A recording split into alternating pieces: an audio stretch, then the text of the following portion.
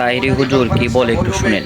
করার মূল কারণ হলো যে অনেকে বলে যে আমরা সুন্নিরা মৌলা আলীর বিদ্বেষ করি, মৌলা আলী রাদিয়াল্লাহু বিরোধিতা করি।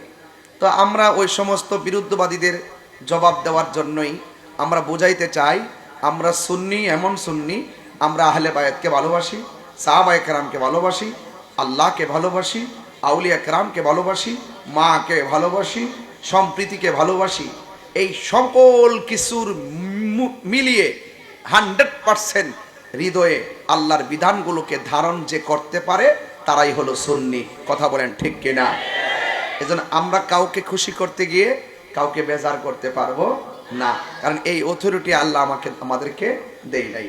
এবার আসেন রাসূল করিম সাল্লাল্লাহু আলাইহি সাল্লামের আহলে বায়ত হযরতে মাওলা আলী রাদিয়াল্লাহু তাআলা আনহুর সম্পর্কে আমি কিছু কথা একটু বলতেই হয়, যে এই কথাটা আমি একটা হাদিস শরীফ উচ্চারণের মাধ্যমে আমি আপনাদেরকে তুলে ধরবো। আন আয়েশা রাদিয়াল্লাহু তাআলা আনহা ক্বালাত, হযরত আয়েশা সিদ্দিকা রাদিয়াল্লাহু তাআলা আনহা থেকে বর্ণিত, তিনি বলেছেন রাআইতু আবু বকর সিদ্দিক রাদিয়াল্লাহু তাআলা আনহু, আয়েশা সিদ্দিকা বলেন যে আমি আমার আব্বা আবু বকরকে দেখেছি ইউকসিরুন নাজরা ইলা ওয়াজহি আলী রাদিয়াল্লাহু তাআলা আনহু, আমি আমার আব্বাকে দেখেছি, আমার আব্বা আবু বকর বেশি বেশি মৌলা আলী রাদিয়াল্লাহু তাআলা আনহুর চেহারার দিকে তাকাইছে।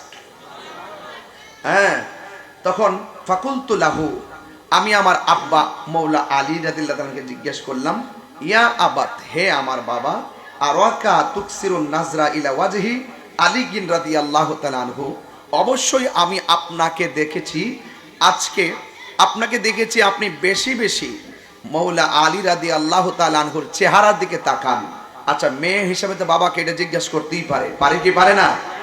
তখন হযরতে মৌলা আলী, হযরতে সিদ্দিক আকবর রাদিয়াল্লাহু তাআলা আনহু বলেন, কি বলেন, ইয়া বুনাইয়াতু, হে আমার মা, সামিউতু রাসূলুল্লাহি সাল্লাল্লাহু আলাইহি ওয়াসাল্লাম ইয়াকুল আন নাজরা ইলা ওয়াজহি আলী রাদিয়াল্লাহু তাআলা আনহু ইবাদাতুন।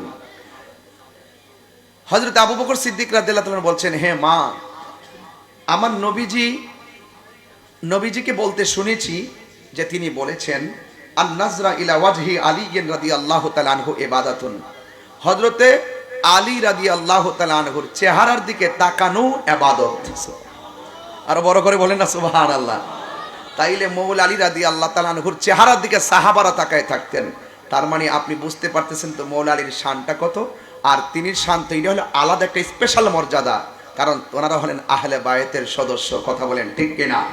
তার মানে কাউকে ভালোবাসতে গিয়ে কাউকে ছোট করে দেখা যাবে না। আমার সমাজের মধ্যে কারোর যদি টাকা নাও থাকে তাকে গরিব কিংবা ফকির বলে গালিয়ে দেওয়া যায় না। এই জন্য মর্যাদাগত দিক দিয়ে সাহাবায়ে কেরাম সবাই মর্যাদার পাত্র, আহলে বায়ত সবাই মর্যাদার পাত্র। আপনি মার্কিং করার মতন ক্ষমতা আল্লাহর হাবিব আপনাকে দেয় নাই। আপনি কাকে 3 নম্বর দিবেন, কাউকে 5 নম্বর দিবেন, এইরকম মার্কিং করতে দেওয়া যাবে না।